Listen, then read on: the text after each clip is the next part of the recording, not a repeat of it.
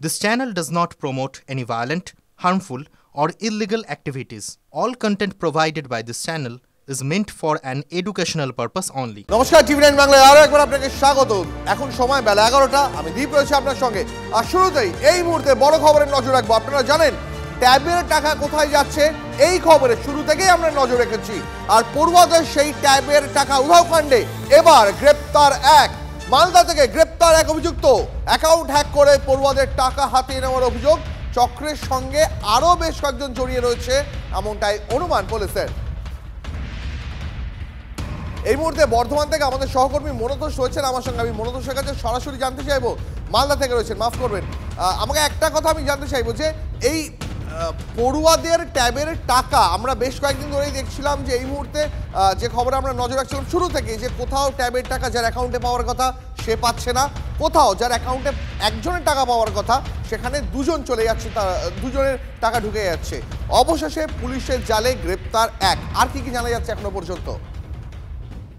দেখো, যখনই এই পড়ুয়াদের অ্যাকাউন্টে টাকা ঢুকতে শুরু করে বিভিন্ন স্কুল থেকে অভিযোগ আসে যে ছাত্রছাত্রীরা ট্যাবের টাকা পাচ্ছে না, এবং স্কুলের পক্ষ থেকে শিক্ষা দপ্তর অভিযোগ জানানো হয় এবং বর্ধমান জেলা পুলিশের যে সাইবার ক্রাইম দপ্তর রয়েছে সেখানে অভিযোগ জানানো হয়। এবং যেটা জানা যায় যে মোট 27টি স্কুলের 85 জন ছাত্রছাত্রী এই জেলায় তারা কিন্তু তাদের ট্যাবের টাকা পায়নি, এবং যেটা পুলিশ তদন্ত নেমে জানতে পারে যে ট্যাবের টাকা অন্যান্য জেলার বিভিন্ন অ্যাকাউন্টে চলে গেছে। এবং তদন্তে নেমে বর্ধমান জেলা পুলিশ মালদা থেকে ইতিমধ্যে একজনকে গ্রেপ্তার করেছে, এবং এই চক্রে আরো বেশ কয়েকজন জড়িত আছে এমনটা কিন্তু পুলিশের অনুমান। এবং পুলিশ তাদের খোঁজে ইতিমধ্যে তল্লাশি শুরু করেছে, এবং এই পুরো ঘটনা কিন্তু এখনো পর্যন্ত একজনই গ্রেপ্তার হয়েছে, তবে পুলিশ তদন্ত করছে। এবং যেটা জেলা শাসক আয়েশা রানী যেটা জানাচ্ছিলেন যে ট্যাবের টাকা এই যে 85 জন আর একটা কথা ছোট্ট করে জানতে চাইবো যে এখনো পর্যন্ত এই ট্যাব কাণ্ডে এটাই কি প্রথম গ্রেপ্তারি?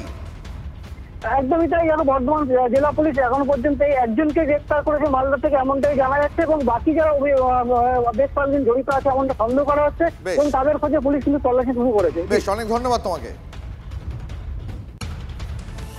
নজর রাখবো পরে খবরে। মুখ্যমন্ত্রীর হস্তক্ষেপের পর অবশেষে পূর্ব বর্ধমানে পড়ুয়াদের অ্যাকাউন্টে ঢুকলো তাদের প্রাপ্য ট্যাবের টাকা। ট্যাবের টাকা না পেয়ে অভিযোগ জানিয়েছিলেন পড়ুয়ারা। পূর্ব বর্ধমানের CMS স্কুলের 28 জন পড়ুয়াই ট্যাবের টাকা পেল। পাশাপাশি পূর্ব বর্ধমানের আরো 27টি স্কুল থেকে 85 জন অভিযোগ জানিয়েছিলেন। 85 জনের অ্যাকাউন্টেই ট্যাবের টাকা পাঠানো হয়েছে রাজ্যের তরফে, জানিয়েছেন জেলা শাসক আয়েশা রানী।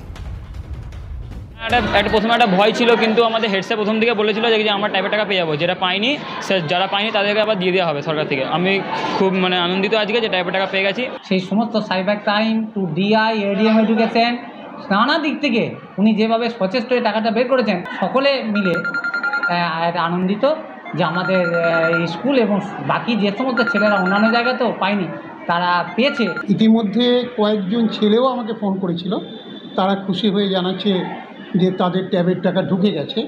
তবুও DI স্যার বললেন বাকি যে কয়েকজন এখনও ফোন করেনি তাদের কাছ থেকে একটু ফোন করে কনফার্ম হতে যে প্রত্যেকেরই টাকা ঢুকেছে কিনা। সেটা নিয়ে অলরেডি এখানে সাইবার ক্রাইম PSA কেস করা হয়েছে, FIR হয়েছে, তদন্ত চলছে পুলিশের পক্ষ থেকে। আর আমরা অলরেডি এই 85 জনের মধ্যে 84 স্টুডেন্টসের অ্যাকাউন্টে টাকা অলরেডি প্রসেস করে পাঠিয়ে দিয়েছে।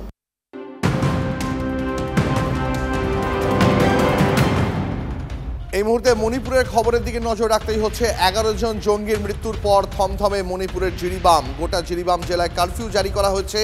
আজ বন্ধের ডাক দিয়েছে কুকি সংগঠন। সতর্ক রয়েছে প্রশাসনও।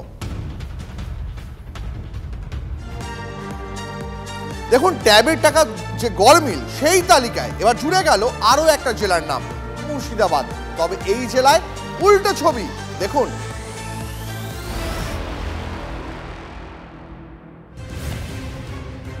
সরকারি প্রকল্পে ট্যাবের টাকা নিয়ে রাজ্য জুড়ে না পাওয়ার অভিযোগ উঠছে। সেই সময় মুর্শিদাবাদে যেন উল্টো গঙ্গা বইছে। পড়ুয়াদের অ্যাকাউন্টে দুবার ট্যাবের টাকা ঢুকে গিয়েছে। মুর্শিদাবাদে একাদশ ও দ্বাদশ শ্রেণীর 4841 জন ছাত্রছাত্রীকে 4,84,00,000 টাকা বাড়তি দেওয়া হয়েছে বলে অভিযোগ। শুধুমাত্র জঙ্গিপুরে 9 হাই স্কুলে পড়ুয়াদের অ্যাকাউন্টে মাথা পিছু 20,000 টাকা করে পড়েছে। তোমার ট্যাবের টাকা ঢুকেছে? কত টাকা ঢুকেছে? 20,000 টাকা ঢুকেছে। একজন গার্জেন বলেছে আমার মেয়ের অ্যাকাউন্টে 20,000 টাকা ঢুকেছে, সেক্ষেত্রে বলেছি টাকাটা তোলা এখন এই মুহূর্তে প্রয়োজন নাই, ঊর্ধ্বতন কর্তৃপক্ষ যেমনভাবে নির্দেশ দেবেন সেইভাবে টাকাটা ফেরত দেওয়া হবে। ঘটনা জানতে পেরে কি পদক্ষেপ করেছে প্রশাসন? ব্যাংকের বিষয়টা সেক্ষেত্রে দেখা যাচ্ছে গভর্নমেন্ট একটা নির্দেশ দিয়েছে, ব্যাংকে দেখলাম চিঠিতে অ্যাকাউন্টটাকে ফ্রিজ করে দেওয়ার জন্য আপাতত। সব অ্যাকাউন্টে ডবল ট্যাবের টাকা গিয়েছে, সেই সব অ্যাকাউন্ট ফ্রিজ করার জন্য আঞ্চলিক ব্যাংক অধিকর্তাদের সঙ্গে যোগাযোগ করেছেন শিক্ষা ভবন। কোথাও টাকা পাচ্ছে না পড়ুয়া, কোথাও আবার একই অ্যাকাউন্টে দুবার টাকা যাচ্ছে। স্বাভাবিকভাবেই ট্যাব দুর্নীতির অভিযোগ তুলে শাসক দলকে কটাক্ষ করছেন বিরোধীরা। আবাস যোজনার টাকাও গেছে বিডিওর অ্যাকাউন্টে। মুখ্যমন্ত্রীর আত্মীয়দের বাড়িতে লালার কয়লার টাকা যদি যায় রুচিরা নারোলার অ্যাকাউন্টে সিঙ্গাপুরে, তাহলে কেন ট্যাবের টাকা যাবে না? এদিকে জেলার অনেক স্কুলের পড়ুয়া টাকা পায়নি বলে অভিযোগ উঠছে। সব মিলিয়ে ট্যাব নিয়ে টেনশনে পড়ুয়া থেকে জেলা শিক্ষা দফতর। মুর্শিদাবাদ থেকে কৌশিক ঘোষের রিপোর্ট, TV9 বাংলা।